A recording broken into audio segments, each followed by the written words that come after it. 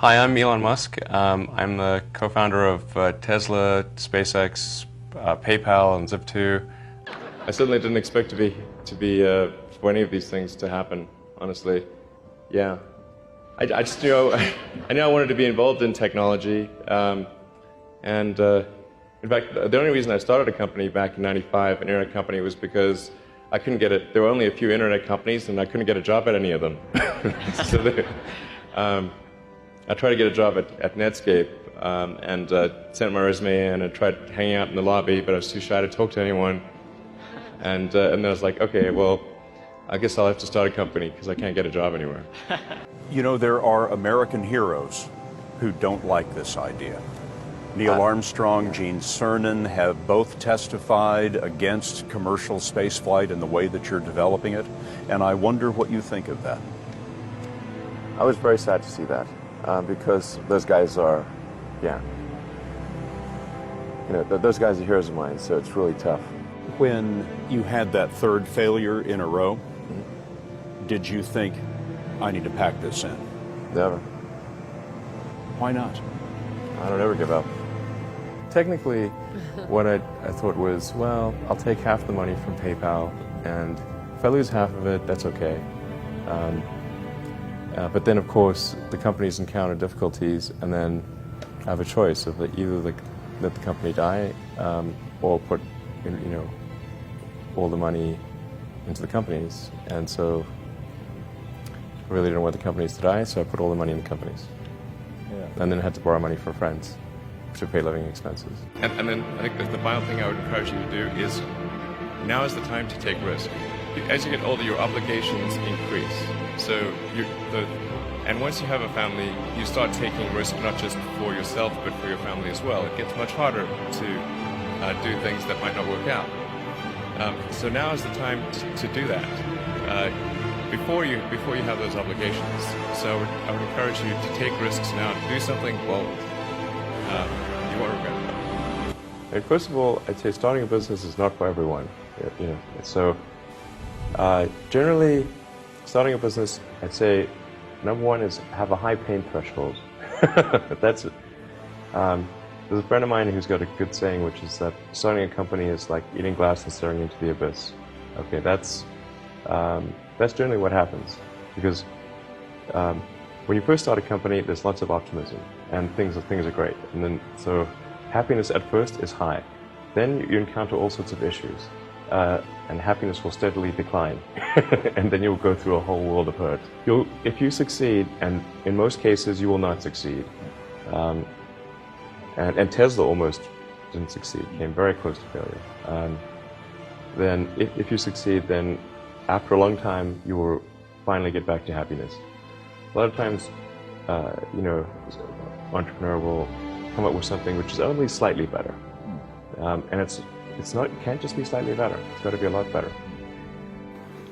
When trying different things, you've got to have some acceptance of failure, as you were alluding to earlier. Failure must be an option. If failure is not an option, it's going to result in extremely conservative choices, and you may get something even worse than lack of innovation. Things may go backwards. You've said that this has been the toughest year for you, the most sort of taxing year for you. Like, why? Well, I mean, Tesla really faced a severe threat of death due to the Model 3 production ramp. Essentially, the company was bleeding money like crazy, and just if we didn't solve these problems in a very short period of time, we would die. And it was extremely difficult to solve them. How close to death did you come? Within single-digit weeks. 22 hours a day, or like what? How many hours? I was working, so 7 days a week, sleeping in the factory. I worked in the paint shop, general assembly, body shop. Do you ever worry about yourself imploding? Like it's just too much? Absolutely. No one should put this many hours into work. This is not good.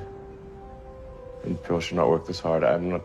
They should not do this. It's very painful. Painful in what sense? It hurts my brain and my heart. So this is not recommended for anyone. I just did it because if I didn't do it, then good chance Tesla would die. if you're trying to figure out what others love but you don't love it, it's really hard to make that great. So when you work on something, if you fall in love with it, that's a good sign. And then don't worry about if others do. If you do, others will. Do you see Apple building a car and that maybe being a threat to you?